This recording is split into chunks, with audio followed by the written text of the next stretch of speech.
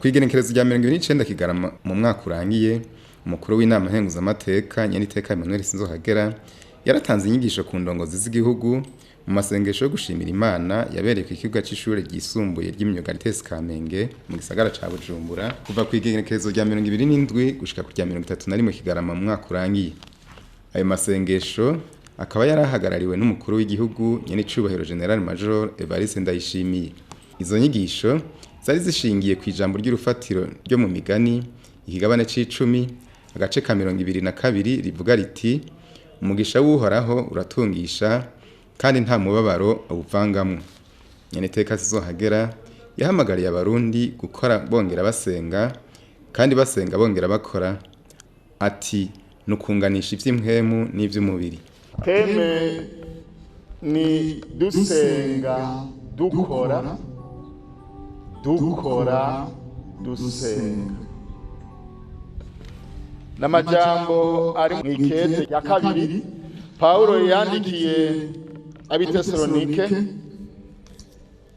igice ca 3 ku murongo w'indwi gushika ku w'icenda. Ngubwanyu murazi ingene mukwiye kutwigana koko kari abanebwe muri mwebwe. Ntitwarya ivyo kurya vy'umuntu n'umwe ku busa, ariko twagira uburuhe n'ubucumukure dukora ku murango no mw'ijoro, kugira ngo ntitugire umuntu muri mwebwe tugora. Suko twari tuvyemerewe, ariko nukugira ngo tubabere icitegererezo ngo mutwigane. Kimwe nuko umurongozi asabwa gukorera abandi. Cyo nikiranga umurongozi mwiza. Ahamagarirwa gukorera abandi. Ikigira kabiri, umurongozi n'umukozi w'Imana, kandi muri ubwo bukozi bw'Imana akoresha ijambo ry'Imana. Mfatiye kuri ivyo bibiri gusa, vyumvikana ko umurongozi akwiye gukora, ariko kandi hambavu yo gukora agasenga. Umurongozi rero nimba ari umukozi w'abantu,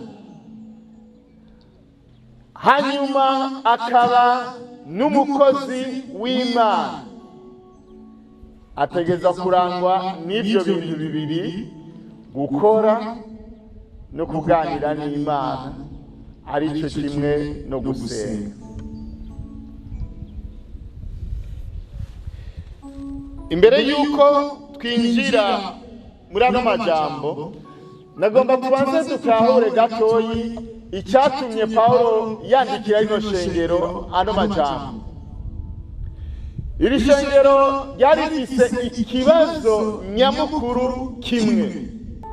Bari batahuye nabi amajambo yababwiye ajanye no kugaruka k'umwami Yesu Kristo. Bo bari bibaje yuko igihe cyo kugaruka c'umwami kigeze, baca baravuga ati nta kamaro ko gukora ibikorwa, reka turindire, kuko nanone nitwarima hari igihe Yesu azogaruka tutarayimbura ibyo twarima. Nta kamaro ko gutakaza inguvu zacu kandi umwami agiye kugaruka. Nico gituma muri bino byete uko ari bibiri, icambere n'icya kabiri, Paulo aragaruka ku byo kugaruka k'umwami Yesu Kristo. Bamaze kubitahura nabi, baciye bicara, mugabe bagira yuko mu kurindira ko agaruka bakeneye gufungura, bazosonza. kandi iyo ushonje inda ikigusaba. Abarundi bo bavuze ngo inda uyibwira icyo wayirarije ntibwira icyo wayihaye. Pawulo amaze kubyumva aca asubira abandikira ano majambo twasomewe. Ni naho yaciye akoresha n'imvugo ikaze. Ku murongo wa 10 aravuga ngo mbere umuntu wese niyanka gukora ntakarye.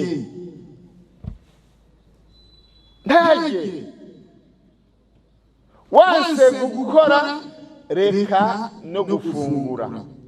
Pawulo ntiyahagarariye ngaho, aranabwira abantu bene data muri iryo shengero, aravuga ngo nihagira umuntu atumvira aya majambo twanditse muri ino kete,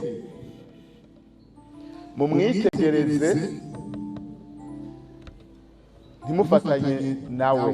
Mu yandi majambo muce mumucira umukenke, mumureke yicishwe n'inzara, kugira ngo niyasonza bizomutera guhaguruka hama akore.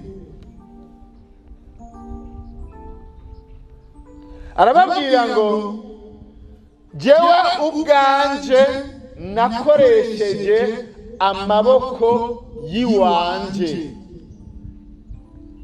Kumwe batubwira ko umurongozi mu bimuranga ataremera abarongoye, ivyo Pawulo yarabigendeye. Arababwira ngo jewe nakoresheje amaboko yiwanje, suko ntari ndavyemerewe, mugabo nabikoze kugira ngo ndabereke akarorero. Yarasiguye kandi igituma abantu bategerezwa gukora. Mu kurangiza izo nyigisho yashikirije indongozi z'igihugu, umukuru w'inama nkenguzamateka yaratanze impanuro. Zimwe muri zo zikaba zihamagarira abarundi gukura amaboko mu mpuzu, bakara imisi, no gutahura ko igikorwa cyose twokora kitarimwe Imana, ko twoba turiko turaruhira ubusa. Twebwe baduhamagariye gusenga dukora dusenga. Mugabo hariho abasenga n'abakora bakora. Aba Pawulo yandikiye rino kete bari abasenga basenga, ntibakora.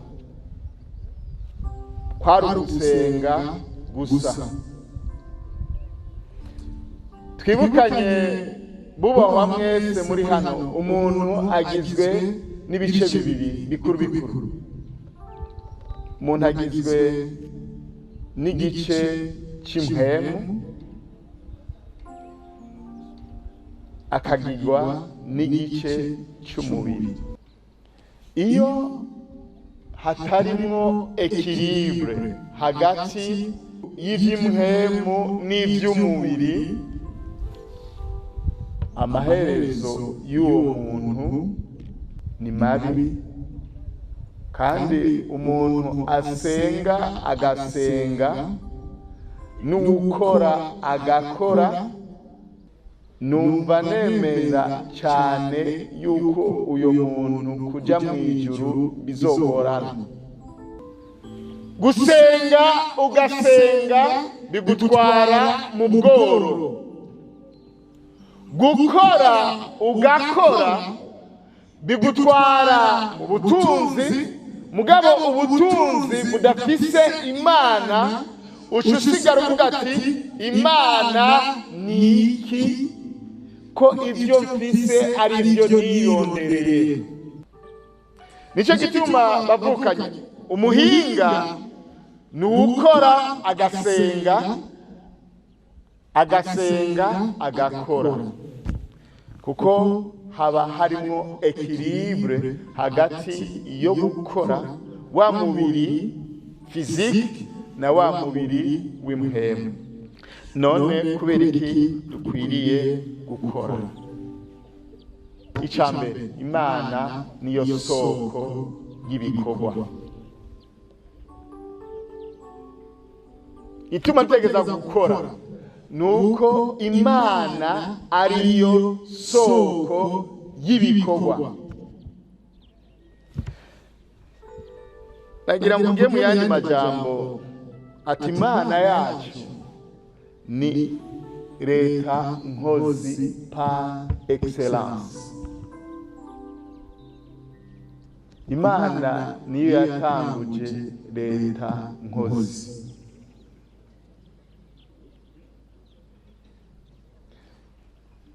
Tubisoma mu gitabo c'Itanguriro mu gice ca mbere n'ica kabiri, aho batubwira ingene Imana yatanguje igikorwa co kurema. Irarema mu minsi itandatu, hanyuma ku munsi w'indwi iraruhuka, irangije ibikorwa. Ku munsi ugira indwi Imana iheraheza ibikorwa vyayo yakoze, iruhuka ku munsi ugira indwi ibikorwa vyayo. Yarakoze imisi itandatu, higeze iruhuka.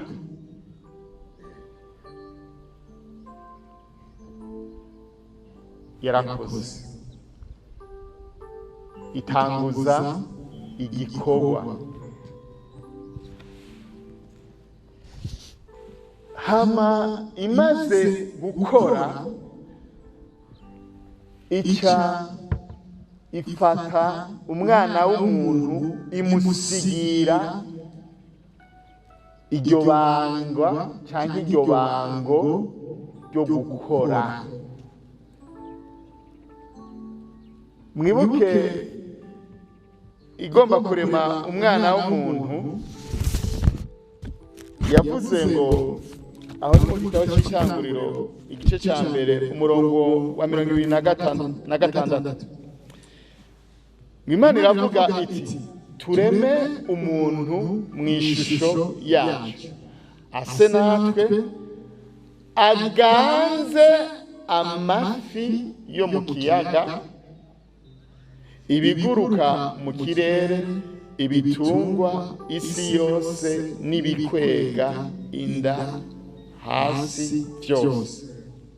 Mu gice ca kabiri umurongo wa 5 havuga ngo nta gati ko ku misozi kari bwabeho ku isi, nta n'akatsi ko mu misozi kari bwamere, kuko Uhoraho Imana atari bwarekurire imvura ku isi, kandi nta muntu yariho wo kuyirima.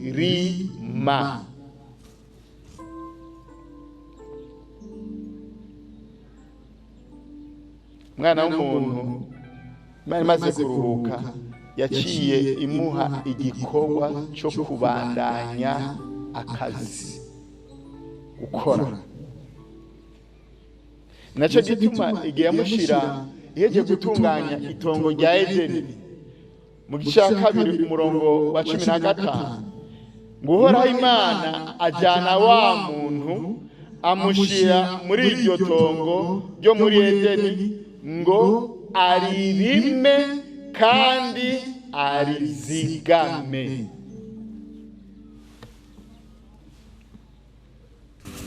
Gukora rero ni itegeko twahawe n'Imana, kuko niyo yonyene yatanguje igikorwa. Itwereka akarorero ko gukora. Ikora mu minsi itandatu itaruhutse, hanyuma iruhuka ku munsi w'indwi.